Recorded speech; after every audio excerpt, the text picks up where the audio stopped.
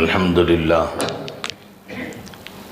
نحمده ونستعينه ونستغفره ونؤمن به ونتوكل عليه ونعوذ بالله من شرور أنفسنا ومن سيئات أعمالنا من يهده الله فلا مضل له ومن يضلل فلا هادي له ونشهد أن لا إله إلا الله وحده لا شريك له ونشهد أن سيدنا ونبينا ومولانا محمدا عبده ورسوله أرسله بالحق بشيرا ونذيرا وداعيا إلى الله بإذنه وسراجا منيرا صلى الله على سيدنا محمد وآله الأبرار وأصحابه الأخيار وأزواجه الطيبات الطاهرات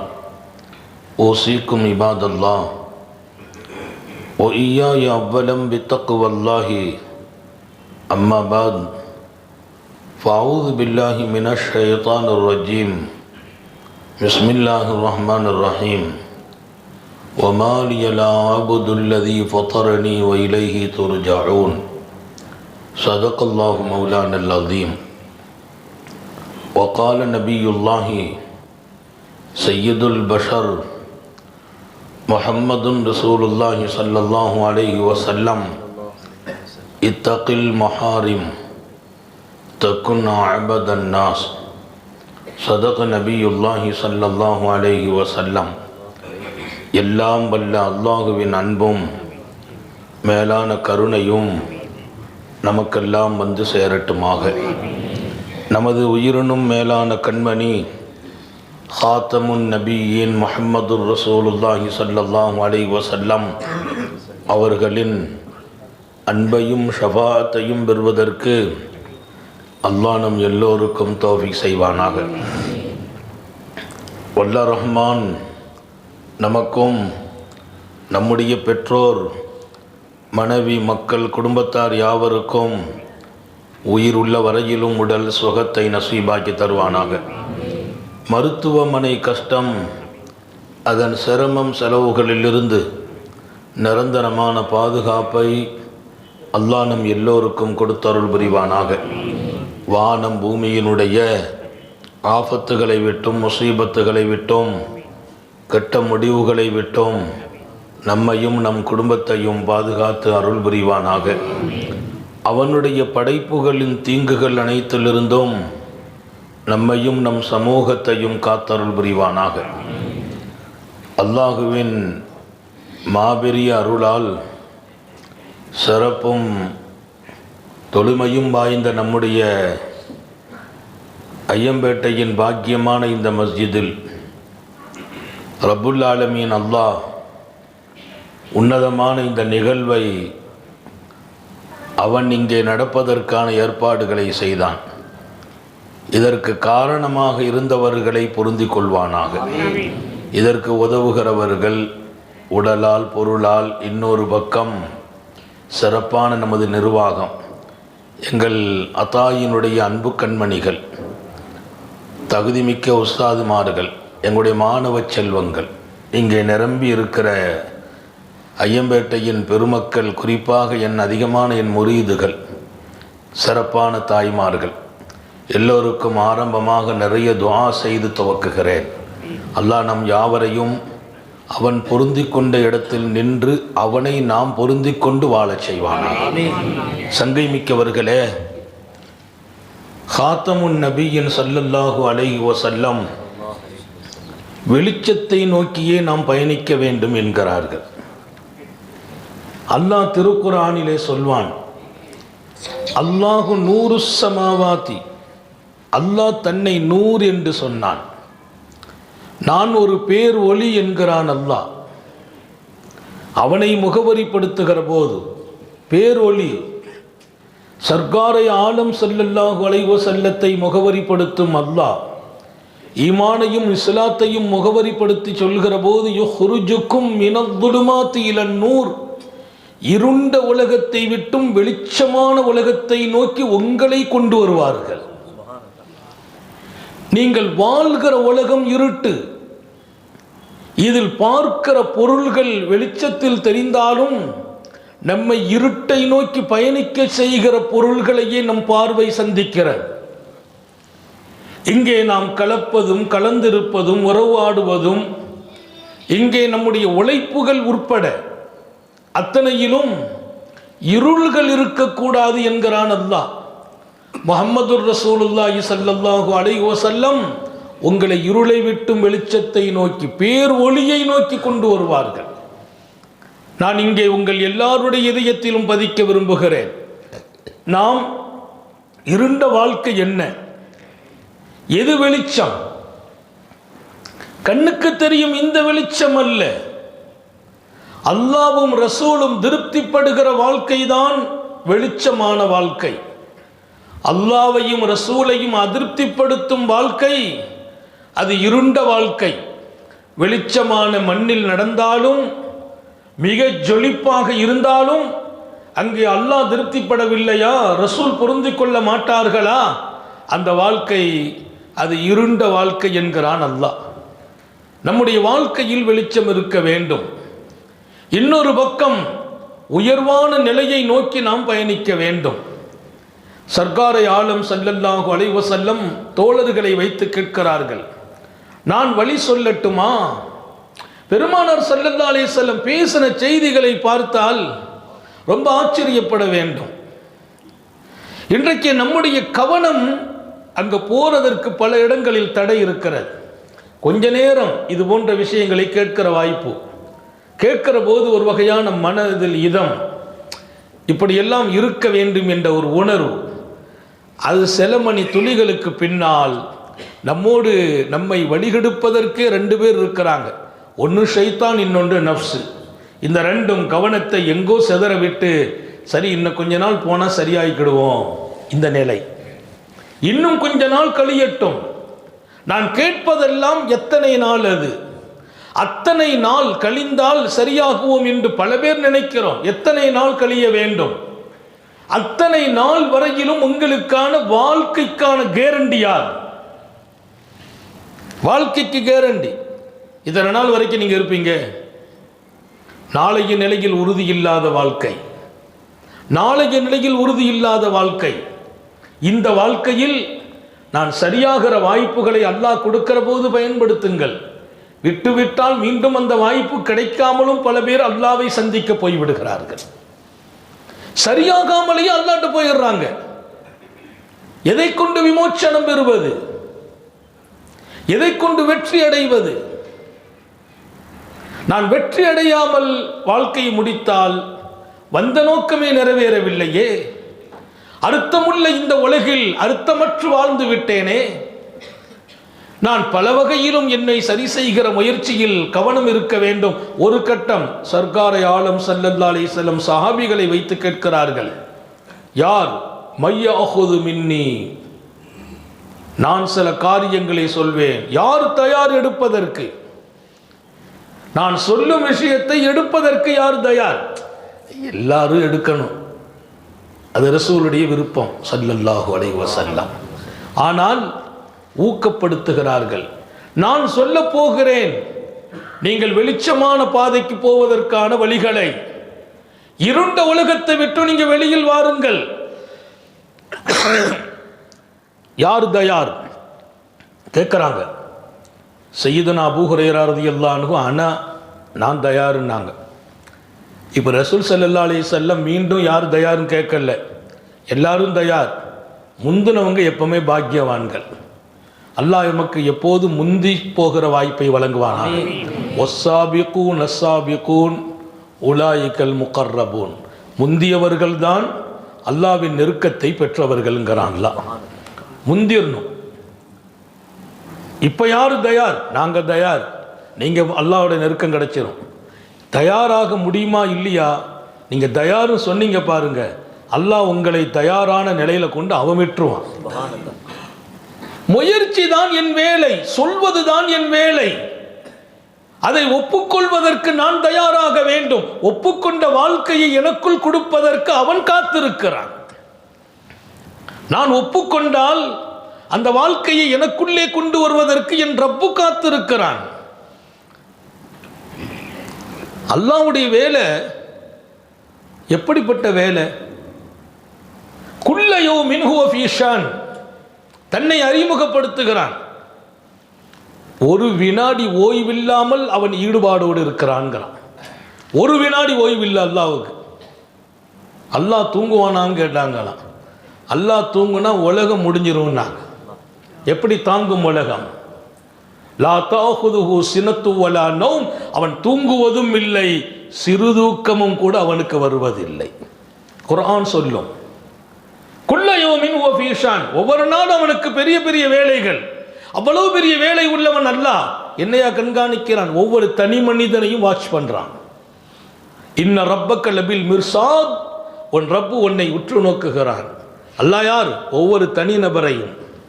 இப்போ நமக்கு அல்லாஹ் இவ்வளோ கூட்டத்தில் நம்மளை பார்க்க போகிறான்னா நினைக்கிற போது தான் தவறு செய்து விடுகிறோம்.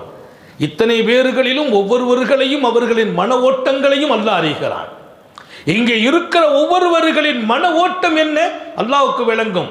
வெளிச்சத்தை நோக்கி பயணமாகுவதற்கு எத்தனை பேர் இப்போது தயார் என்று முடிவுக்கு வந்தோம் அல்லாஹ்வுக்கு விளங்கும். எத்தனை பேர் யோசிப்போம் என்று இருக்கிறோம் அல்லாஹ்வுக்கு தெரியும். அவன் ஒவ்வொருவர்களோடும் தன் பார்வையை வைத்திருக்கிறான். அல்லாஹ் அவனை குறித்து அறிவதற்கான தௌஃபீகை வழங்குவானாக. அல்லாஹ் நம்ம எல்லாரும் வெளிச்சத்தை நோக்கி பயணிக்கலாமா? இன்ஷா அல்லாஹ் சொல்லுங்களேன். நாம சொல்லணும், அவ்வளவுதான். நம்மை கூட்டு போறது அல்லாஹ்வுடைய வேலை.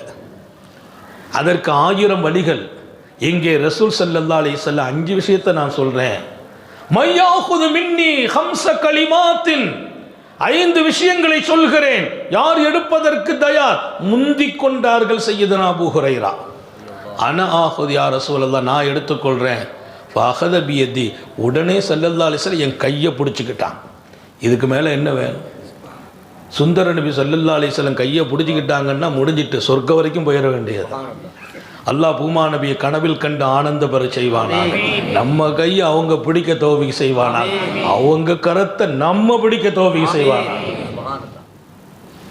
நபியோடு நமக்கு ஒரு அழகிய தொடர்பு இருக்க வேண்டும்.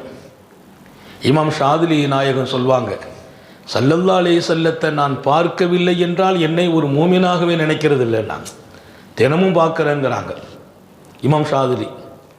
அல்லாஹ் நம்ம எல்லாருக்கும் அன்னலாரை பார்க்கிற வாய்ப்பை வழங்குவானாக. ஒரு மாமனிதர் உலகத்தின் மொத்த மனிதர்களையும் உருவாக்க நினைத்தவர்கள், தன்னலமற்றவர்கள், சுகத்தை விரும்பியதில்லை, பெருமையை விரும்பியதில்லை, சொகுசை விரும்பியதில்லை. ஒவ்வொரு தனி மனிதனும் வளர வேண்டும், உயர வேண்டும், அல்லாஹ்வின் அருளை பெற வேண்டும் என்று இந்த மண்ணில் சுவாச காற்றை வெளியாக்கியவர்கள் சுந்தர நபிகள் ஸல்லல்லாஹு அலைஹி வஸல்லம். ஒரு மாபெரிய மனிதரை அல்லாஹ் நமக்கு நபியாக நசீபாக்கி தந்தான். அவர்களை முழுக்க முழுக்க பின்பற்றி வாழச் செய்வானாக. எத்தனை இடத்துல நபியினுடைய வாழ்க்கையை விட்டுட்டோம். தொழில்துறைகளில் நபியை பின்பற்றுவதில் எவ்வளவு தயக்கம் காட்டினோம். குடும்பத்தை நடத்துவதில் நபியை பின்பற்றுவதில் எத்தனை குறை செய்து விட்டோம். நட்பு உலகில் நபியை பின்பற்றுவதில் எத்தனை குறை. பெருமானார் ஸல்லல்லாஹு அலைஹி வஸல்லத்தின் சுன்னத்து என்று சொன்னால் ஏதோ தொழுகையில் முன்னாலையும் பின்னாலையும் தொழுகுவதை மாத்திரமா சுன்னத்தாக எடுத்துக்கொண்டோம். என் மொத்த வாழ்க்கையிலும் ரசூலுல்லாஹ் இருக்கிறார்கள். அவர்களின் வழிகாட்டுதல் இருக்கிறது, அவர்களின் வழிகாட்டுதல் இருக்கிறது. யார் எடுப்பது? சையதுனா அபூ ஹுரைரா ரலியல்லாஹு, நான் எடுத்துக்கிறேன். நாங்கள் கையை அஹத பியதி, என் கையை பிடிச்சாங்க. பிடிச்சி சொன்னாங்க அபூ ஹுரைராவை பார்த்து, பெருமானார் ஸல்லல்லாஹு அலைஹி வஸல்லம் சொல்லும் ஒவ்வொரு வார்த்தையும் வெளிச்சத்தை நோக்கி நாம் பயணிப்பதற்கான வார்த்தைகள். அவர்கள் காட்டுகிற ஒவ்வொரு பாதையும் அது சிராத்துன் முஸ்தகீம், மிகச்சரியான பாதை.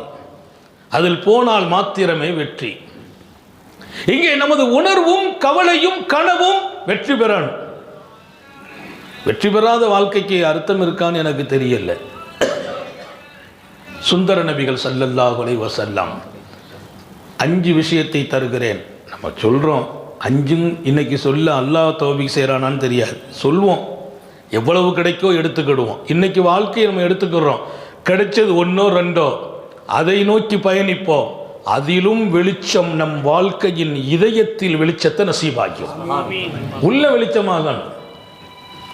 கண்ணுக்கு பார்வை இருக்கிற பல பேர்களுக்கு கல்பு பார்வை இல்லாமல் போயிருக்கிறது. கொஞ்ச நேரம் செல்ஃபோனை சுவிட்சே ஆஃப் பண்ணிடணும், வழி இல்லை. கவனத்தை செதற வைப்பதற்குண்டு நான் வெளியில் போயெலாம் யோசிக்க சொல்லலை, இங்கேயே வந்துடுவான் நம்ம ஆள். அவன் இருக்க விட மாட்டான். ஒரு ஃபோன் தான் அப்படியே வெளியில் கூட்டு போயிடும், அப்படி தூக்கிட்டு நம்மளை அப்படியே கொண்டு போயிடுவான். முஹம்மது ரசூலுல்லாஹி ஸல்லல்லாஹு இத்தகில் மஹாரிம். நான் துவக்க செய்தியாகவே சொன்னேன் அதை. அல்லாஹு எங்கேயெல்லாம் உன்னை நிற்கக்கூடாது என்று சொன்னானோ, எதிலெல்லாம் நீ போகக்கூடாது என்றானோ, எதையெல்லாம் தடுத்தானோ, எதுவெல்லாம் அனுமதி இல்லை என்றானோ அல்லாஹ், அந்த விஷயத்தில் ரொம்ப ரொம்ப எச்சரிக்கையாக அவார்னஸ் பெருமானா சொல்றாங்க. ரொம்ப எச்சரிக்கை. எதில் எச்சரிக்கை? அல்லாஹ் எங்கே நீ போகக்கூடாது என்றானோ, எதை தொடக்கூடாது என்றானோ, எதை செய்யக்கூடாது என்றானோ, எதை பார்க்கக்கூடாது என்றானோ, அவைகளில் ரொம்ப எச்சரிக்கை. அந்த எச்சரிக்கை உனக்குள் காப்பாற்றப்பட்டால் நீ அடையும் வாழ்க்கை வெற்றியான வாழ்க்கை என்கிறார்கள். உன் பயணம் வெளிச்சம் என்கிறார்கள். முதல் விஷயம் ஸல்லல்லாஹு அலைஹி வஸல்லம் துவக்கும் போதே மஹாரிம் என்கிறார்கள். அல்லாஹு எதையெல்லாம் நீ வாழ்க்கையில் எடுக்காது என்கிறானோ, அந்த ஹதீஸின் பின்னணியில் நான் எங்கெல்லாம் நீ போகக்கூடாது என்றேனோ, எதை தொடக்கூடாது என்றேனோ, ஒன்றா இரண்டா, பொய் சொல்லாதே என்றேன், புறம் பேசாதே என்றேன், கோல் சொல்லாதே என்றேன், வட்டியை தொட்டுக்கூட பார்க்காதே என்றேன், விபச்சாரத்தின் பக்கம் நெருங்கக்கூடாது என்றான் அல்லாஹ். கண்களை காப்பாற்ற வேண்டும் என்கிறார்கள் ஸல்லல்லாஹு அலைஹி வஸல்லம். மனிதன் நிரப்பும் பாத்திரங்களிலெல்லாம் ரொம்ப ரொம்ப டேஞ்சர் வயிறை நிரப்புவது என்றார்கள். அதுவும் ஹராமை கொண்டு நிரப்பினால் அது நரகத்துக்கு தகுதியானது என்றார்கள். எத்தனை நீ தொடக்கூடாது என்று நான் சொன்னவைகள், நான் தடுத்தவைகளை, அல்லாஹு தடுத்ததை நீ நெருங்கக்கூடாது, எச்சரிக்கை என்கிறார்கள். தடுக்கப்பட்டவைகளில் கொஞ்சம் கவனம் போய்விடுமையானால் வணக்கத்தில் கூட பலகீனம் ஏற்படும், இபாதத்தில் கூட இன்பம் கிடைக்காது. இன்னைக்கு நான் தொழுதா இன்பம் இல்லை. ஏன்? அவன் தடுத்ததில் ஈடுபட்டு கொண்டே என் தொழுகையும் இருக்கிறது. ஹராமை பார்க்காதே என்றான், ஹராமான பார்வைக்கு பின்னால் தொழுகையில் ஈடுபாடு. இதை உண்ணாதே என்றான், உண்ட பின்னால். யாரையும் குறை சொல்லாதே, குறை சொல்றதே வாழ்க்கை. நான் இருக்க வேண்டிய இடம் இருக்காமல் போகிறேன். அதுதான் ஸல்லல்லாஹு அலைஹி வஸல்லம். சஹாபாக்கள் வார்த்தெடுக்கிறாங்க. நான் சொல்றது பெரிய ஆச்சரியம் என்னன்னா, இந்த வாழ்க்கைக்குள்ளால் சஹாபிகள் வந்தார்கள். அதான் உலக சரித்திரத்தில் பல்லாயிரம் பக்கங்களை நிரப்பினார்கள். அந்த பெருமக்களின் வாழ்க்கை பல்லாயிரம் பக்கங்கள் சரித்திரத்தில் இடம் பிடிக்கிறார்கள். ஏன்? தங்கள் வாழ்க்கையை வல்லல் நபி ஸல்லல்லாஹு அலைஹி வஸல்லம் எந்த கோட்டை கிழித்தார்களோ அந்த கோட்டை ஹயாத் வரைக்கும் தாண்டல்ல. அல்லாஹ் நம்ம எல்லாருக்கும் தௌபீக் செய்வானா. தடுக்கப்பட்டவைகளில் உனக்கு வெறுப்பு வரட்டும். இன்னும் ஒரு பக்கம் வணக்கத்தில் இன்பம் இல்லை, தடை செய்யப்பட்டதில் போய் ஈடுபட்டுட்டோம்னா அதை தாண்டி ஒன்று இருக்கிறது. இன்னல் அப்தல் யுஹரம் ஒரு ரிசுக்கு பிதம்பி யுசீப் ஸல்லல்லாஹு அலைஹி வஸல்லம் இப்படி ஒரு செய்தியை சொன்னாங்க. மனிதர்களுக்கு அல்லாஹ் கொடுக்கிற நியாமத்துகளும் ரிசுக்கும் இரணமும் தடுக்கப்படுகிறது. நமக்கு அல்லாஹ் கொடுக்குற நிறைய ரிசுக்கை தடுக்கிறான், நியாமத்தை தடுக்கிறான், அருள்களை தடுக்கிறான். நான் போகிறேன், காரியம் ஆகல, வேலைக்கு முயற்சிக்கிறேன், வேலை நடக்கல, தொழிலில் இருக்கிறேன், பரக்கத்து வரல. என் பெருமான் ஸல்லல்லாஹு அலைஹி வஸல்லம் சொன்னார்கள், உனக்கு தர வேண்டிய அருட்கொடைகளை அல்லாஹ் தடுக்கிறான் என்றால் அது அவன் தடுத்ததில் நீ ஈடுபட்டதே காரணம் என்கிறார். பாவங்களால் அருள்களும் தடுக்கப்படும், ரிசுக்கு தடுக்கப்படும், வறுமை ஏற்படும், தரித்திரம் ஏற்படும். என் முயற்சி வெற்றியாகாது. இப்போ முயற்சி வெற்றியாகல, போன காரியங்களில் எனக்கு அந்த காரியம் சக்சஸ் ஆகாமல் போகுதுன்னா நான் எதை சிந்திக்க வேண்டும்? ரப்பு தடுத்ததில், அல்லாஹுவின் தூதர் தடுத்ததில் நான் எங்கோ பங்காற்றுகிறேன். எனவே தான் அல்லாஹ்வுடைய புறத்திலிருந்து வர வேண்டிய அருள் நிறுத்தப்பட்டிருக்கிறது. வணக்கத்தில் சக்தி இழக்கிறோம் மாத்திரமல்ல, கிடைக்க வேண்டிய அருளும் இழக்கப்படுகிறோம். அல்லாஹ் உங்களையும் என்னையும் பாதுகாப்பானாக. சாலிஹீன்களின் வாழ்க்கை ஹராமின் மீது பயம் இருந்தது. காதி ஷுரைஹ் வாழ்ந்த காலம். அல்லாமா காதி ஷுரை இஸ்லாமிய வரலாற்றில் மகுடம், இஸ்லாமிய வரலாற்றின் மகுடம். சாலிஹீன்களின் காலத்தில் வாழ்ந்தவர், மிகச்சிறந்த காதி, நீதிபதி. அவங்களுடைய தீர்ப்புக்கு உலகம் தலை சாய்த்தது. அவ்வளவு நீதம் நிறைந்த காதி அல்லாமா காதி சுரை. அவங்க தர்பாருக்கு 2 பேர் பிரச்சனையோடு வர்றாங்க. 2 பேர் வர்றாங்க. நீதிபதி விசாரிக்கிறார், பிரச்சனையை சொல்லுங்கள்.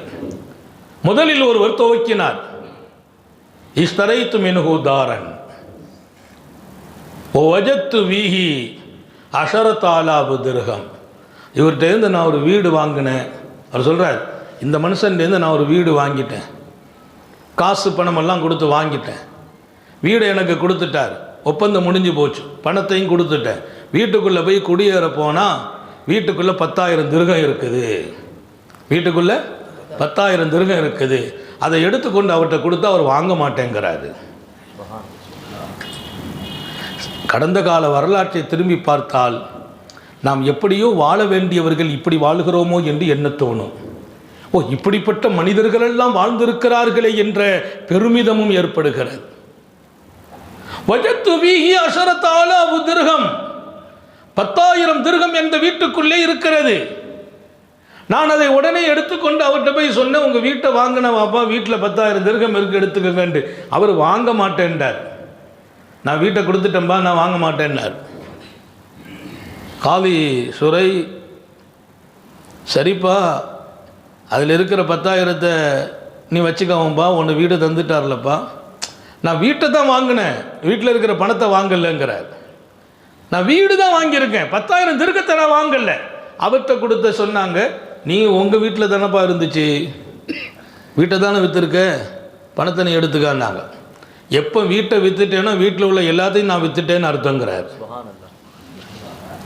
வீட்டை எப்போது விற்றேனோ வீட்டில் உள்ள அத்தனையும் நான் விற்று விட்டேன், இனி அதிலிருந்து ஒரு பைசா நான் எடுக்க மாட்டேன், அது எனக்கு ஹலால் இல்லைங்கிறார்.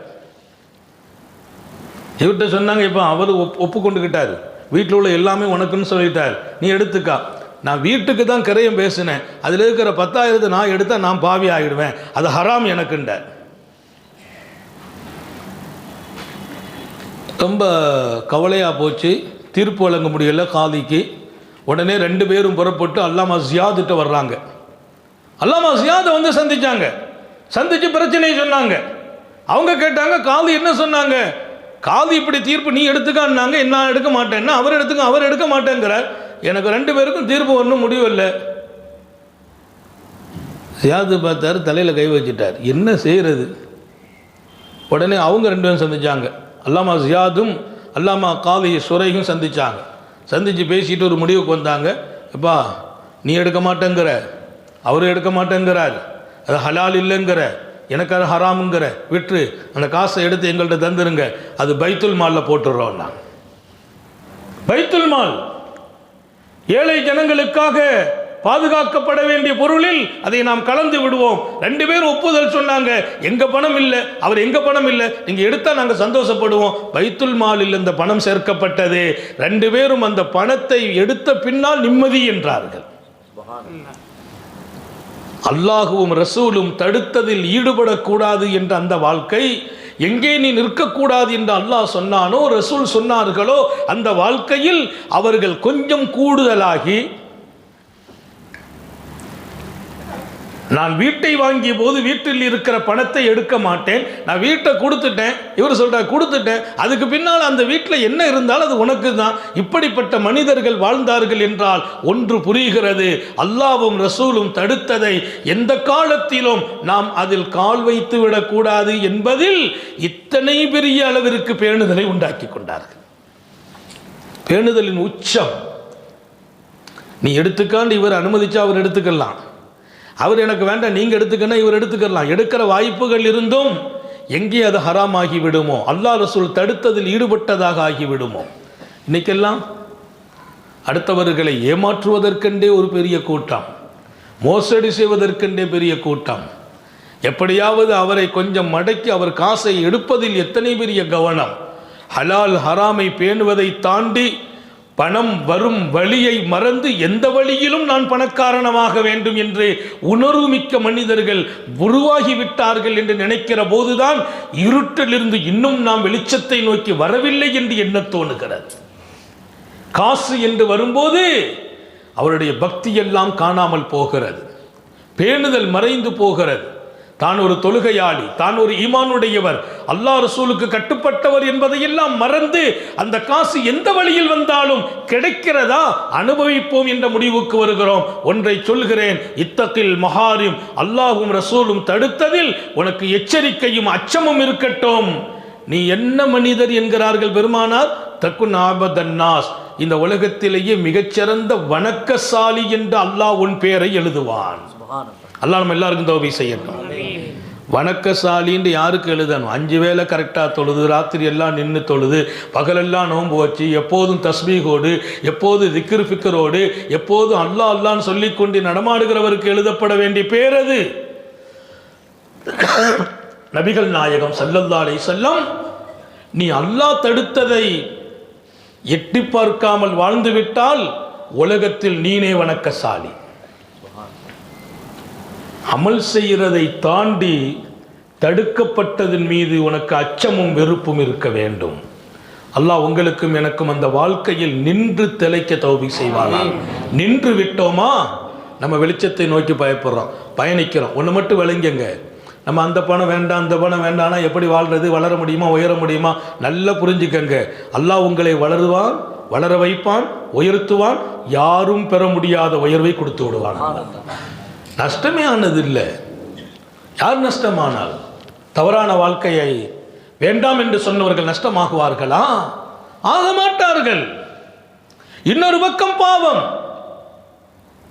அல்லாஹ்வும் ரசூலும் தடுத்த எல்லா வகையான பாவங்களிலும் வெறுப்பு வர வேண்டும். உமர் பின் அப்துல் அசீஸுடைய காலம், மிகச்சிறந்த நீதிமான், நாட்டினுடைய ஜனாதிபதி உமர் பின் அப்துல் அசீஸ்.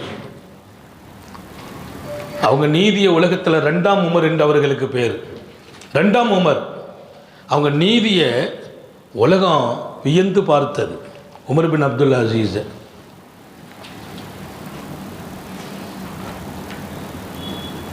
அவங்க தர்பாரில் மக்களுக்காக உயர்ந்த ஆப்பிள் வந்துச்சு. ரொம்ப பார்த்தாலே எடுக்கணும்னு தோணும், அந்த அளவுக்கு ஆப்பிள். அதை பங்கு வச்சாங்க. பங்கு வச்சு கொடுக்கும்போது அவங்க பையன், சின்ன பையன், உமர் பின் அப்துல் அசீஸுடைய மகன், சின்ன புள்ள, அவர் வந்து ஒரு ஆப்பிளை தூக்கிட்டு ஓடிட்டார். ஜனாதிபதி பங்கு வைக்கிறது நிறுத்திட்டாங்க. சின்ன பிள்ளை தானே, பார்த்தா அழகா இருக்கும். அவர் பலன்னு நினைச்சாரா அல்லது பந்துன்னு நினைச்சாரான்னு தெரியல. பார்க்க அழகா இருக்குது. சின்ன பிள்ளைங்கன்னா ஒரு பொருளை பார்த்தா நல்லா இருக்கும், தூக்கிடுவாங்க. அவங்க மகன் சின்ன பிள்ளை பார்த்தாரு, அந்த ஆப்பிள் ரொம்ப கவர்ச்சியான ஒன்றை தூக்கிட்டார். தூக்கிட்டு ஓடினார். பங்கு வைக்கிறது நிறுத்திட்டு பின்னாலேயே விரட்டி பிடிச்சி கையில் இருந்து அந்த ஆப்பிளை பிடுங்கிட்டு வந்துட்டாங்க. அவர் ஒரே அழுதுட்டு உம்மாட்ட போய் ஒரே தாயார்கிட்ட போய் அழுகிறாங்க. உடனே தாயார் வீட்டில் இருக்கக்கூடியவங்களை சொல்லி பஜாருக்கு காசை கொடுத்து விட்டு கொஞ்சம் ஆப்பிளை வாங்க விட்டு அந்த ஆப்பிளை மகன்கிட்ட கொடுக்க, மகன் சாப்பிட, அம்மாவும் சாப்பிட்றாங்க. ஜனாதிபதி பங்கெல்லாம் முடிச்சுட்டு உள்ளே வந்தாங்க. வந்த உடனே பார்த்து அப்படியே வாசலில் நின்றாங்க. என்ன ஆப்பிள்னாங்க. அவங்களுக்கு என்னன்னா ஏதோ நமக்கு தெரியாமல் உள்ளே வந்துட்டோ. என்ன ஆப்பிள்? காசு கொடுத்து வாங்க விட்டேன். அப்படியா, எனக்கு ஒரு பழம் தாங்கலைன்னாங்களாம். ஏன்? இன்னி அஷ்டகி, அந்த பழத்தை பங்கு வைக்கும்போது எனக்கும் சாப்பிடணும்னு ஆசை இருந்துச்சு, ஆனால் அது எனக்கு ஹலால் இல்லையே. ஆசை இருந்துச்சு, நீங்கள் தாங்கன்னாங்க. மக்களின் பழம் அது. பங்கு வைக்கிற போது விருப்பம் இருந்தது எனக்கு, ஆனால் விருப்பத்தை அடக்கினோம். ஏன்? அனுமதி இல்லாததில் விருப்பத்தை கூட நாங்கள் ஓடவிட்டதில்லை. இங்கே வந்து நீங்கள் ஆப்பிளை காசு கொடுத்து வாங்கினீங்களா, எனக்கு ஒன்று கொடுங்க, நானும் ஆசைப்படுறேன், சாப்பிட்றேன். அவங்களுக்கும் வெட்டி கொடுத்தோம், சாப்பிட்டார்கள். உமர் பின் அப்துல் அசீஸ் ரலியல்லாஹு அன்ஹு எப்படிப்பட்ட மனிதர்கள். மக்கள் பணம் அவங்க எடுத்தால் யாரும் கேட்க போறது இல்லை, அல்லாஹ்வுக்கும் அவங்களுக்கும் சொந்தம். ஆனால் ஆசைகளுக்கல்ல இடம், அல்லாஹ்வுக்கும் ரசூலுக்குமே இடம். லா யூமினு அஹதுக்கும் ஹத்தா யகூன ஹவாவு தபாலிமா ஜீத்துபி. ஸல்லல்லாஹு அலைஹி வஸல்லம் அழகான ஹதீஸ் சொன்னாங்க, உங்களில் உண்மையான நீங்கள் மூமின்களாக ஆகணும்னா ஒன்று இருக்கணும், உங்கள் வாழ்க்கையில் ஆகிடுவீங்க.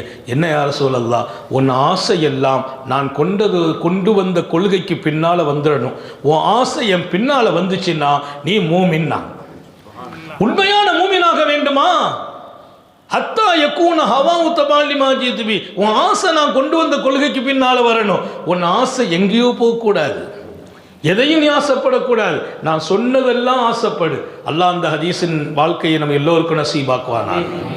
அப்போ முதல் விஷயம், எதை அல்லாஹ் ரசூல் தடுத்தார்களோ, வேண்டாம் என்றார்களோ, செய்யாதே என்றார்களோ, பார்க்காதே என்றார்களோ, பேசாதே என்றார்களோ, தொடாதே என்றார்களோ, நெருங்காதே என்றார்களோ, அது எத்தனை நமக்கு தெரியும். வட்டி தப்பு என்று எல்லாருக்கும் தெரியும், லஞ்சம் மோசம் என்று தெரியும், விபச்சாரம் ஹராம் என்று தெரியும், பொய் சொல்வதும் கோல் சொல்வதும் பொறாமைப்படுவதும் மோசம் என்று தெரியும். பாவங்கள் எத்தனைங்கிறதுலாம் இல்லை, அது 700க்கு மேல பாவங்களை இப்னு அப்பாஸ் விவரிப்பார்கள். தடுத்தவைகள் இவைகள், இது கிட்ட போயிடக்கூடாது. சந்தேகம் வந்தால் கேட்டுக்கிறணும். சந்தேகம் வந்துச்சு, இது எப்படி எங்களுக்கு தெரியல, ஹலாலா ஹராமா கேட்டுக்கணும். சில பேர் அந்த ஹலாமை கூட நம்மள்கிட்ட கொஞ்சம் பக்குவமாக கேட்கறது எப்படின்னா, நம்ம மூலமாக அது ஏதோ ஒரு வகையில் ஹலால் ஆகிட்டா நல்லது தானே.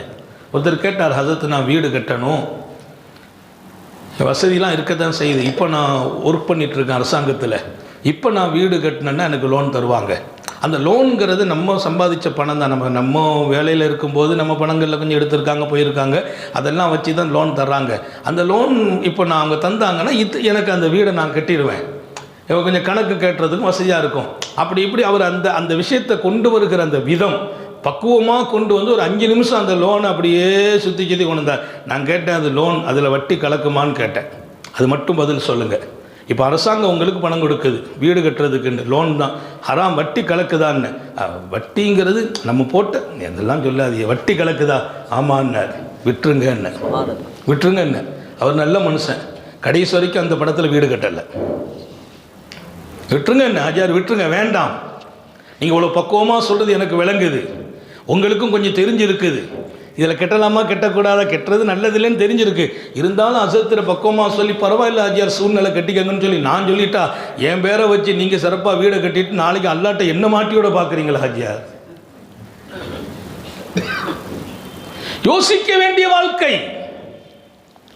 தவறுண்டு தெரிந்த பின்னால் தர்மா யுர்பீகா இலா மாலா யுர்பீகா ஸல்லல்லாஹு அலைஹி வஸல்லம் சொன்னாங்க, உனக்கு சந்தேகம் வந்து விட்டதா அதை தூக்கி எறிந்து விடு. எதில் சந்தேகம் இல்லையோ அதில் ஈடுபடு. சந்தேகம் வந்தாச்சா, இது கூடுமா கூடாதா, அப்போ என்ன பண்ணணும்? மாயுருபி, சந்தேகம் வந்து அதை தூக்கி எரிஞ்சிருங்கிறாங்க. அப்போ முதல் விஷயம், எழுத்தில் இதயத்தில் பதிந்து விடுங்கள்.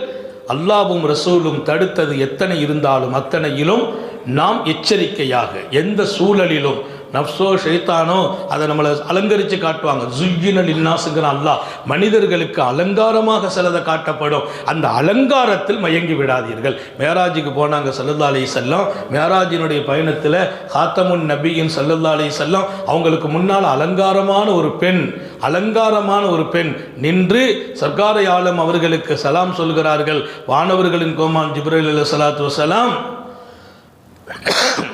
வேண்டாம் அப்படின்னாங்க நபிட்ட. ஸல்லல்லாஹு அலைஹி வஸல்லம் போயிட்டாங்க. கேட்டாங்க, யார் இந்த அலங்காரமான பெண், யார்? இதுதான் துன்யா என்றார்கள். உலகம் இப்படித்தான் கவர்ச்சியாகும், அழகாகும், அலங்காரமாகும். தன் பக்கம் மக்களை இழுப்பதற்கு எல்லா வகையான அலங்காரத்தையும் காட்டும். நீங்கள் அங்கே போயிருந்தால் உங்கள் உம்மத்து போயிடக்கூடாது. மேராஜினுடைய படிப்பினைகளில் அதுவும் ஒன்று. அப்போ அது ஒரு பெண்ணின் கோலத்தில் அல்லாஹ் காட்டுறான், அலங்காரத்தோடு காட்டுகிறான். அதில் தானே நிறைய பேர் அகப்பட்டு கொண்டோம். அல்லாஹ் நம்ம எல்லோரையும் பாதுகாப்பானாக. 2வது சொன்னாங்க ஸல்லல்லாஹு அலைஹி வஸல்லம், வரத பிமா கஸம் அல்லாஹு லக், அல்லாஹ் உனக்குண்டு என்னவெல்லாம் பங்கீடு செய்து கொடுத்துட்டானோ அதையெல்லாம் நீ திருப்தியாக ஏற்றுக்கப்பான்னாங்க. அல்லாஹ் உனக்கு என்ன கொடுத்தாலும் திருப்தியாக ஏற்றுக்கா. அல்லாஹ் ஒரு மனைவியை கொடுத்தான் திருப்திப்படு, பிள்ளைகளை கொடுத்தான் திருப்திப்படு, காசை கொடுத்தான் திருப்திப்படு, வீட்டை கொடுத்தான் திருப்திப்படு. அல்லாஹ் சில சோதனை கொடுத்தான், அதையும் ஏற்றுக்கா. இல்லை கொடுத்ததை ஏற்றுக்கிட இல்லைங்கிற வாழ்க்கை இருக்கக்கூடாது.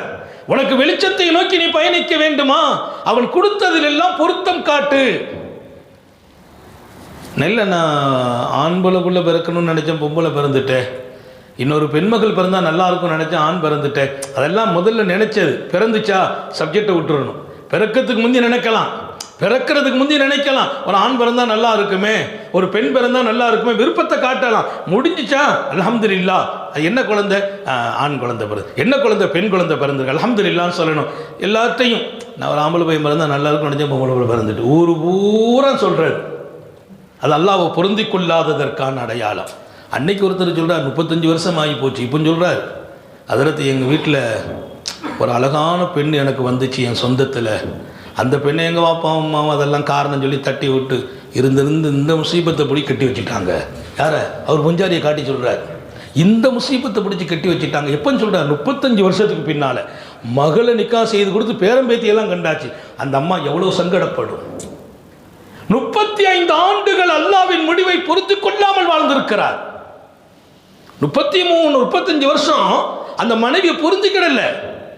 கல்யாணம் முடிச்சிட்டாங்களா, அன்னைக்கு பொருத்தம் அல்லாஹ் கொடுத்துட்டான், அல்ஹம்துலில்லாஹ்.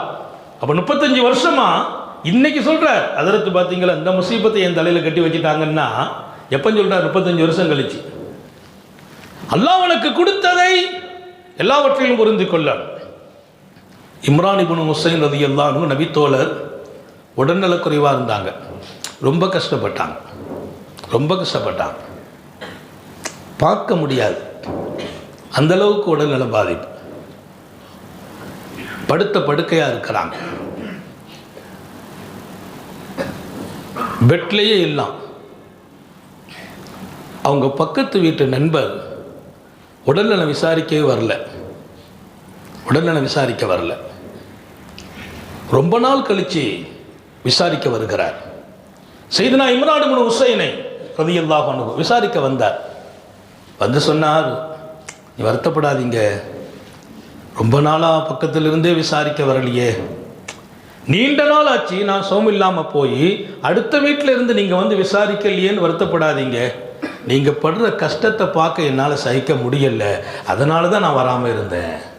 நீங்கள் சிரமப்படுறீங்கன்னு நான் கேள்விப்பட்டுக்கிட்டே இருக்கேன், டெய்லி ஆட்கள் வரவும் பார்க்கவும். உங்கள் கஷ்டத்தை என் கண்ணால் வந்து பார்க்கறதுக்கு என் மனசு வரலைங்க, உங்கள் கஷ்டத்தில் என்னை தாங்குகிற சக்தி எனக்கு இல்லை, அதனால் பார்க்க வரலை. அவங்க சொன்னாங்களாம், அப்படியெல்லாம் சொல்லாதப்பா, எனக்கு வந்த இந்த கஷ்டத்தை நான் திருப்தியோடு ஏற்று பிரியப்படுகிறேன் என்றார். நான் பிரியப்படுறேன்பா. ஏன் வாப்பா இப்படி சொல்கிறீங்க? நான் வந்து பார்த்தா கஷ்டத்தை பார்த்தா எனக்கு ஏதாவது ஆயிடுமோ நினைக்கிறேன். இல்லைப்பா, வந்து பார்க்குறவங்களை கூட நான் வேண்டாம் தான் சொன்னேன். ஏன்னா அவங்க பார்த்துட்டு உங்களுக்காக இவ்வளோ கஷ்டம், இப்படி எல்லாம் அவங்கள என் ரப்பை குறை சொல்கிறாங்கப்பா, எனக்கு அது பிடிக்கல. என் ரப்பு என்னோடு அழகாகவே நடக்கிறான். உனக்கொன்று தெரியுமா, உனக்கொன்று தெரியுமா, மலக்குகள் எனக்கு சலாம் சொல்கிறார்கள். தத்தனஸ்ஸலு அலைஹிமுல் மலாயிகா, மலக்குகள் இறங்குவார்கள் அல்லாவை நம்பி அதில் தரிபாடோடு வாழ்ந்தவர்களுக்கு என்று அல்லாஹ் சொன்னான். இன்னல்லதீன காலு ரப்புனல்லாஹ் சும்மஸ்தகாமு தத்தனஸ்ஸலு அலைஹிமுல் மலாயிகா, அல்லாஹ் தான் எங்கள் இரட்சகன், என்னை வாழ வைத்தவன், எனக்கு வாழ்வை தந்தவன், வளத்தை தந்தவன் என்று சொன்ன பின்னால் அதில் நிலைச்சு நிற்கிறாங்க பாரு, எல்லா துன்பத்தையும் தாங்கி அவங்களுக்கு மலக்குகளே வந்து வாழ்த்து சொல்வார்கள் என்று அல்லாஹ் சொன்னான். அவங்க சொன்னாங்களாம், மலக்குகள் எனக்கு வாழ்த்து சொல்கிறாங்க, இன்னொன்று தெரியுமா, நான் படுக்கையில் இருக்கிறேன், என் இரணம் தட்டில்லை என்றார்கள். எனக்கு ரிசுக்கு இதுவரைக்கும் தட்டல்ல,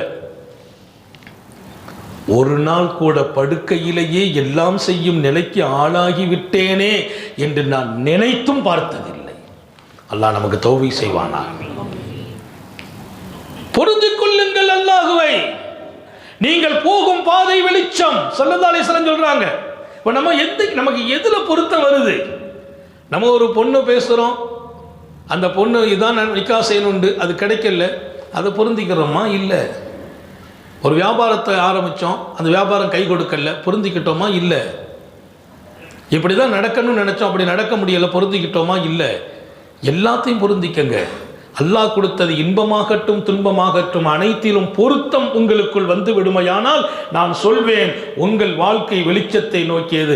அல்லாஹ்ட்ட இன்னொரு சுன்னத்து இருக்குது, எப்போதெல்லாம் அவன் கொடுத்ததை பொருந்திக் கொள்ளும் இடத்தில் நாம் வந்து விட்டோமோ அதற்கு பின்னால் அல்லாஹ் நாம பொருந்திக் கொள்ற மாதிரி அவன் நடந்து விடுவான்.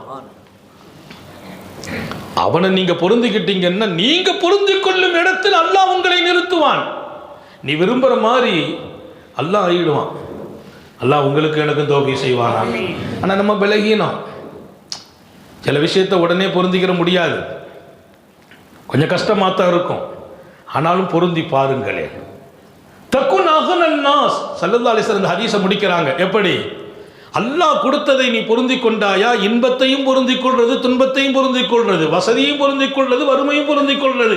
பொருந்திக் கொள்வது என்றால் என்ன? அதை போய் வெளியில போய் விமர்சனம் பண்றது இல்லை, 4 பேர்கிட்ட போய் சொல்றது இல்லை. அல்லாஹ் இப்படி வச்சிருக்கான் அல்ஹம்துலில்லாஹ். யார்கிட்ட சொல்லணும்? டாக்டர்கிட்ட சொல்லணும், நோயை மனைவிட்ட சொல்லணும், பெரியவங்கள்ட்ட சொல்லி துஆ செய்யுங்கன்னு சொல்லலாம். எல்லார்ட்டையும் போய் சொன்னா அது அல்லாஹ்வை குறை சொல்வதல்லவா? எனவே பொருந்திக் கொள்ளுகிற அந்த வாழ்க்கைக்கு பின்னால் அல்லாஹ் கொடுக்கிற கூலி எத்தனை பெரிய கூலி! ஸல்லல்லாஹு அலைஹி வஸல்லம் தக்குன் அக்னன் நாஸ், உலகத்திலேயே தேவையற்ற மனிதர்களில் உன் பேர் அல்லாஹ் பதிவு செய்திருவான். அல்லாஹ் நம்ம எல்லாருக்கும் தௌஃபீக் செய்வான். அக்னன் நாஸ்ங்கறாங்க, யார்ட்டையும் தேவையாகாத வாழ்க்கை உனக்கு கொடுத்துருவாங்கிறாங்க. அந்த வாழ்க்கையை விட பெரிய வாழ்க்கை இருக்குதா? யார்ட்டையும் தேவையாகாத வாழ்க்கை. உலகத்தில் பெரிய அவமானம் என்னன்னா, அடுத்தவங்கள்ட்ட போய் நீ தேவையாக வருதான் அவமானம். நான் கஷ்டப்படுறேன், ஏதாச்சும் கொடுங்க. என் கஷ்டத்தை போய் உலமாக்கிட்ட சொல்லலாம் துஆவுக்காக. இன்னொரு வாசலில் போய் தேவைக்காக நின்று விட்டால் அது பெரிய அவமானம். ஸல்லல்லாஹு அலைஹி வஸல்லம் சொன்னார்கள், மனிதர்களின் கையில் இருப்பதிலிருந்து நீ நிராசையாகிவிடு. யுஹிப்புக்கன் நாஸ், எல்லா மனிதர்களும் உன்னை நேசிப்பார்கள். மக்களின் அன்பு வேணுமா? தந்தையின் அன்பு, தாயின் அன்பு, அண்டை வீட்டார் அன்பு, நண்பர்களின் அன்பு, என்னை சுற்றி இருக்கிறவர்களால் நான் நேசிக்கப்படணுமா? அவங்கள்ட்ட எனக்கு எதிர்பார்ப்பே இல்லை வைங்க, எல்லாரும் என்ன நேசிப்பாங்க. நம்ம அவ வீட்டுக்கு போனால் வாங்கன்னு வரவேற்பாங்க. அவ வீட்டுக்கு போய் ஏதாச்சும் ஹஜ்ஜார் கொஞ்சம் கஷ்டமாக இருக்குது, கொஞ்சம் ஹெல்ப் பண்ணுங்களேன் சொன்னீங்க வைங்களேன், இன்னைக்கு சிரிச்ச முகத்தோடு தருவாங்க. நாளைக்கு அந்த வீட்டு வாசல்லையே உங்களை ஏற்றுவதற்கு யோசிப்பார்கள். உங்களை கண்டால் ஒதுங்குவார்கள். சலாம் சொன்னால் கூட நாளைக்கு சலாம், கொஞ்சம் வேலை இருக்குது அப்படின்பார். கொஞ்சம் வேலை இருக்குது. நீங்கள் தேவையாகிறீங்க அப்படிங்கிறது மட்டும் நான் சொல்லலை, உங்களுக்கு தேவை இருக்குதுன்னு கூட அவங்களுக்கு தெரியக்கூடாது. சஹாபாக்களை பற்றி அல்லாஹ் சொல்கிறார், அருமையான வசனம், நான் ரொம்ப வியந்து போனேன். ஏழை சஹாபாக்களை பற்றி சொல்கிறான். லில் ஃபுகராயில் முஹாஜிரீன், முஹாஜிர்கள் ஏழை மக்காவிலிருந்து ஹிஜ்ரத் செய்த சஹாபாக்கள் என்று சொல்லிவிட்டு அவங்க எப்படி நடப்பாங்கன்னா, சாப்பிட ஒன்றும் இல்லை, பசியோடு இருப்பாங்க. ஆனால் அவங்க பசியாக இருக்கிறாங்க, இன்னைக்கு சாப்பிடாம இருக்கிறாங்கங்கிறத யாரும் தெரியக்கூடாது என்பதற்காக உதடுகளில் எண்ணெயை தேய்ச்சிக்கிடுவாங்களாம். உதடு காஞ்சி இருந்தால் பாவம் பசியோடு இருக்கிறாங்கன்னு இன்னொருத்தங்க நினைச்சிடக்கூடாது, எண்ணெயை தடவி கொள்வாங்க அந்த பெருமக்கள். இன்னொரு பக்கம் கொஞ்சம் கந்த ஆடைகளை அழுக்க நீக்கி சுத்தமாக உடுத்துக்கிடுவாங்களாம். ஏன்னா நம்மை பார்த்து இவங்களெல்லாம் கஷ்டப்படுறாங்க, ஏழைகள் என்று 4 பேர் நினைச்சிடக்கூடாது. நினைச்சிட்டாங்கன்னா என் ரப்ப குறைவாக நினைச்சிடக்கூடாதுன்னாங்க. அல்லாஹ் சொல்றான், அவங்களுடைய நிலையை தெரியாத மக்கள் அவங்கள பார்த்துட்டா இவங்கெல்லாம் பணக்காரர்கள் நினைப்பாங்களாம். கூட இருக்கிறவங்களுக்கு தெரியும் அவங்க ஏழண்டு, அவங்க நிலைமையை தெரியாமல் வெளியூர்லேருந்து நம்ம ஆட்கள் போய் அவங்களே பார்த்துட்டோம்னா எவ்வளோ பெரிய பணக்காரர்கள், எவ்வளோ அழகான ட்ரெஸ் எடுத்துருக்கிறாங்க, ஜம்முன்னு இருக்கிறாங்களே. ஆனால் 3 நாள் சாப்பிடாமல் இருந்திருப்பார். தெரியாதவங்களுக்கு முன்னால் தன்னை பணக்காரர்களாக காட்டுவார்கள். இன்னைக்கு பெரிய பணக்காரர் கூட தன்னை ஏழை மாதிரி காட்டிக்கிட்டு இருக்கிறார். ஏழை மாதிரி காட்டுறது பெரிய விஷயம் இல்லை, எளிமையான வாழ்க்கை வாழணும், நம்மகிட்ட இருக்குதுங்கிறத சொல்லணுங்கிறான் அல்லாஹ். அம்மா பி நியாமத்தி ரப்பிக்க ஃபஹத்திஸ், அல்லாஹ் கொடுத்த நியாமத்தை சொல்லு. அப்பதான் 4 பேருக்கு உங்ககிட்ட தேவையாகுவாங்க, கஷ்டத்தை சொல்லுவாங்க, நீ கொடுக்கிற வாய்ப்பு ஏற்படும். உன் கையில் நான் கொடுத்தேன், எதற்கு? நீ கொடுப்பதற்கு. இமாம் மாலிக் ரஹ்மத்துல்லாஹி அடிக்கடி சொல்லுவாங்க, உயர்ந்த ட்ரெஸ் அணிவாங்க இமாம் மாலிக், மிக உயர்ந்த ட்ரெஸ். அப்போ பெரிய இமாம் ஆச்சா இப்படி ட்ரெஸ்ஸு? அவங்க அதுக்கு பதில் சொன்னாங்களாம், நானும் ஃபக்கீர் மாதிரி ட்ரெஸ் அணிந்தால் யாரும் எங்கிட்ட கேட்க மாட்டாங்க, நான் நிறைய பண வசதிகள் எல்லாம் எனக்கு கொடுத்துருக்கான், இவ்வளவு ட்ரெஸ்ஸை நான் போட்டால் எல்லாரும் என்ன நினைப்பாங்க, எங்கிட்ட 4 பேர் தன் தேவைகளை சொல்லுவாங்க. அல்லாஹ் அக்பர், அல்லாஹ் அக்பர், அல்லாஹ் அக்பர்.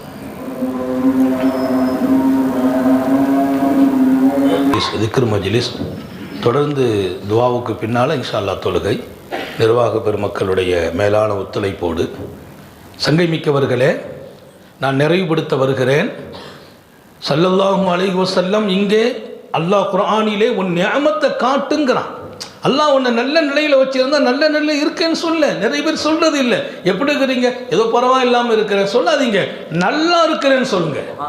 எப்படி இருக்கிறீங்க? நல்லா இருக்கிறேன், எந்த குறையும் இல்லை, அல்லாஹ் என்ன நல்லா வச்சிருக்கிறான். நான் நல்லா இருக்கிறேன்னு சொல்லும் போதெல்லாம் அல்லாஹ் சந்தோஷப்படுகிறான்.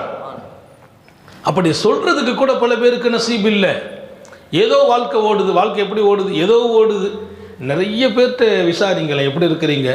ரொம்ப நல்லா இருக்கிறேன்னு சொல்கிறதுக்கு கூட அவங்களுக்கு ஒரு தயக்கம். ஏன் கேட்குறேன்? அல்லாஹ் நல்லா வச்சுருக்கான்ல. அல்லாஹ் தானே குர்ஆன்ல சொல்கிறான், அம்மா பி நிஅமத்தி ரப்பிக்க ஃபஹத்திஸ், உன் ரப்பு உனக்கு கொடுத்த நிஅமத்தை சொல்லு. மாலிக் இமாம் நான் காட்டுகிறேன் கோலத்தில் ஏன் என்ற 4 பேர் வரணும், வந்து சொல்லணும் நீங்கள் நல்லா இருக்கிறீங்க அப்படின்னு என்ன எதிர்பார்க்குறவங்களுக்கு நான் கொடுக்கக்கூடிய அளவுக்கு நான் இருக்கிறேனே. நான் ஃபகீராக இருந்தால் அவங்க கிட்ட வரமாட்டாங்க. எனவே நமக்கு அல்லாஹ் கொடுத்த நிஅமத்தை வெளிக்காட்ட வேண்டும் என்று நான் சொல்கிறதில் நிறைய பொருள் இருக்கிறது. எப்பவுமே நல்லா இருக்கிறேன்னு சொல்லுங்க. அல்லாஹ் ஒரு குறையும் எனக்கு வைக்கல. நல்ல மனைவியை கொடுத்தான், அருமையான பிள்ளைகளை கொடுத்தான், வாழ்வுக்கும் வாழ்வாதாரத்திற்கும் நிறைய வழிகளை திறந்து விட்டான். இன்னைக்கு கொஞ்சம் வியாபார நஷ்டமாகலாம், ஆனால் எப்போதுமா நஷ்டம்? நிறைய தந்திருக்கிறான் அல்லாஹ். இனியும் அவன் தர வேண்டுமா? நான் நல்லா இருக்கிறேன் என்று நீங்கள் சொன்னால் அவன் நல்லாவே ஆக்கி வைப்பான். நான் நிறைவுபடுத்துகிறேன். இமாம் முஹம்மது இப்னு வாசிர் ரஹ்மத்துல்லாஹி அலைஹ் மிகச்சிறந்த ஞானம் படைத்தவர்கள், அல்லாஹ்வின் அன்பும் ரசூலின் தொடர்பிலும் வாழ்ந்தவர்கள். அவர்களுக்கு காலில் ஒரு கட்டி வந்துச்சு. முஹம்மது இப்னு வாசிர் ரஹ்மத்துல்லாஹி அலைஹ் அவங்க அதை ஜமாளிச்சிட்டாங்க, போயிட்டாங்க. ஒரு நாள் அவங்க வக்துக்கு வரல. பள்ளிவாசலில் முன்சஃபில் கரெக்டாக அனுப்பாங்க. அவங்க இல்லைன்னா எல்லாருக்கும் தெரிஞ்சு போயிடும். ஏன்னா அவங்க வரல, அந்த இடம் காலியாக தான் கிடைக்கும். கிட்டத்தட்ட 30 வருஷமாக முன்சஃபில் நின்றவங்க. அந்த இடத்த அவங்க தான் நிற்பாங்க. அந்த இடத்துல அவங்க இல்லைன்னா மூத்தாயிட்டாங்கன்னு அர்த்தம். அந்த அளவுக்கு அந்த இடம் அவர்களை இடம் காட்டும், அடையாளம் காட்டும். அப்படியே நின்றவங்க ஒரு நாள் வரல சுபு தொழுகைக்கு. வீட்டில் எல்லாரும் வந்து விசாரிக்க வந்துட்டாங்க. வந்து பார்த்து அப்போ தான் காலை காட்டுறாங்க. காலில் ஒரு பெரிய கட்டி, அது அப்போ தான் உடஞ்சி சீல் வலிஞ்சிட்டு இருக்குது. அது சீல் வலிகிற வரைக்கும் ராத்திரி இஷா வரைக்கும் வந்திருக்காங்க. எப்படி குத்தும் உள்ள சீல் இருந்தால் எவ்வளோ குத்து இருக்கும், அப்போல்லாம் வந்திருக்காங்க. இப்போ வரல, ஏன்னா சீல் வலியும் போது பள்ளிவாசலில் வந்து அசிங்கப்படுத்திடக்கூடாது. நிறைய பேர் பார்த்துட்டு அனுதாப்பட்டாங்க. கால் இவ்வளோ பெரிய கட்டி வந்திருக்கு, உங்களுக்காக இப்படி சோதனைன்னு கேட்டாங்க. அவங்க சொன்னாங்களாம், ஷக்கருத்துல்லாஹ முந்து ஹரஜத், இந்த கட்டி இன்னைக்கு வரலப்பா, வந்து ரொம்ப நாளாக இருக்குது. கட்டி என்னைக்கு வந்துச்சோ அன்னையிலேருந்து இன்னைக்கு வரைக்கும் அல்லாஹ்வுக்கு நான் நன்றி சொல்கிறேன். நான் கட்டி வந்ததை பொருந்திக்கிட்டேன்னு சொல்லல, அது ஒரு விஷயம். இதற்கு நன்றி சொல்லுகிறேன். என்னவாப்பா இவ்வளோ பெரிய சோதனை, நடக்க முடியல, காலை தூக்க முடியல, எப்படி நன்றி சொல்கிறீங்கிறீங்க? ஆமாப்பா, அல்லாஹ் ஒரு சோதனையை கொடுத்தா நீ அந்த சோதனையை பார்க்கக்கூடாது. இதை விட பெரிய சோதனை கொடுக்கறதுக்கு அல்லாஹ்வால முடியும். அதை கொடுக்காம இதை கொடுத்தான், அப்போ லேசாக தான் ஆக்கியிருக்கான், நன்றி செலுத்துகிறேன். என்ன லேசு? இதே கட்டி என் முகத்தில் வந்தால் என் பார்வை மங்கியிருக்கும், மறைத்திருக்கும். 4 பேருக்கு அது கவனத்தில் கொண்டு விட்டு இருக்கும். முகத்திலும் இந்த கட்டியை அவன் வர வைக்க முடியும். அப்படி வர வைக்காமல் காலில் வர வைத்தானே, அவனுக்கு நன்றி சொல்கிறேன் நான். அது அப்துல்லா இப்னு உமர் ரலியல்லாஹு அன்ஹு சொல்லுவாங்க, அல்லாஹ் உனக்கு ஒரு சோதனையை கொடுத்தால் அதற்குள் 4 வகையான அருட்கொடைகள் இருக்கிறதும்பாங்க. அதனாலேயும் விவரிக்க நேரம் இல்லை. ஒரு சோதனைக்கு பின்னால் 4 நியமத்து இருக்குது. அப்படின்னா எந்த சோதனையிலும் அதை விட பெருசு இருக்குது. கீழே விழுந்துட்டோம், அல்லாஹ் பாதுகாக்கட்டும், காயப்பட்டோம், என்ன போய் நான் தொலைதானே வந்தேன், கீழே விழுந்துட்டேன்னு அப்படிலாம் சொல்லக்கூடாது. நான் தொலைதானே வந்து அப்துல்லா இப்னு அத்தீக் ரசூல் ஸல்லல்லாஹு ஒரு வேலையை அனுப்புகிறாங்க. அவங்க போய் அந்த வேலையை முடிச்சுட்டு மாடியில் இருந்து கீழே விழுந்துட்டாங்க, கால் ஒடிஞ்சு போச்சு. வேலை இருந்து கீழே விழுந்தாங்க, கால் ஒடிஞ்சு போச்சு, முட்டு ஒடிஞ்சிட்டு நடக்க முடியல. தலப்பா எடுத்து கட்டிட்டு ரசூல் தர்பாருக்கு வர்றாங்க, ஸல்லல்லாஹு அலைஹி வஸல்லம் தர்பாருக்கு. நான் ரசூலுல்லாஹ்வுடைய வேலையாக தானே வந்தேன், எனக்கு ஏன் கால் ஒடிஞ்சிச்சு அப்படி கேட்கல. பள்ளிவாசலுக்கு தொலை வந்தார், கீழே விழுந்தாரு, சறுக்குனாரு, விலக்கி விட்டுச்சு, கால் ஒடிஞ்சு போச்சு, எலும்பு முறிஞ்சு போச்சு. பள்ளிவாசலுக்கு வந்து எலும்பு முறிஞ்சு போச்சு அப்படிலாம் இல்லை. அல்லாஹ் கொடுப்பான், எங்கேயும் கொடுப்பான், சோதிப்பான். அத்தனையிலும் நீங்கள் பொருந்தி கொண்டால் அல்லாஹ் உங்க தரஜாவே உயர்த்தி விடுவான். சோதிப்பது பாவிகளை மாத்திரம் அல்ல, பாவிகளை சோதித்தால் அந்த பாவத்திற்கு அது பரிகாரம். சாலிஹீன்களை சோதித்தால் அவர்களின் அந்தஸ்தை உயர்த்துகிறான் அல்லாஹ். நிறைவுபடுத்துகிறேன். ஹதரத் அப்துல்லா இப்னு உமர் சொல்வாங்க, ஒரு சோதனைக்கு பின்னால் 4 நியாமத். அப்துல்லா இப்னு அத்தீக் மேலே போகிறாங்க. அவங்க ரசூலுல்லாஹி ஸல்லல்லாஹு அலைஹி வஸல்லம் காரியத்தை முடிச்சுட்டு கீழே இறங்கணும் நேரத்தில் கவனம் மறந்து காலை கீழே வச்சுட்டாங்க, ஒடிஞ்சு போச்சு. 2 ஒடிஞ்சிட்டு சாபாக்கள் எல்லாம் பார்க்குறாங்க, ஆகா நடக்க முடியாமல் ஆயிட்டாங்களே. தவிழ்ந்து வந்து வாகனத்தில் ஏறினாங்க. பெருமானார் ஸல்லல்லாஹு அலைஹி வஸல்லம் தர்பாருக்கு வந்தாங்க. நீங்கள் சொன்ன காரியத்தை முடிச்சுட்டேங்கிறாங்க. இந்த செய்தி இமாம் புகாரி எழுதுகிறார். ஸல்லல்லாஹு அலைஹி வஸல்லம் சொன்னா, யார் ரசூலல்லாஹ் இறங்கும்போது காலு கீழே விழுந்துட்டேன் அப்படின்னாங்க. சிரிச்சுட்டே சொல்கிறாங்க, நல்ல வேலைக்கு தானே போனேன், தாங்க உத்தரவு தானே நிறைவேற்றிட்டு வர்றேன், எனக்கு ஏன் இந்த சோதனை அப்படிலாம் சொல்ல. நமக்கு அதுதான் முதல்ல வரும்.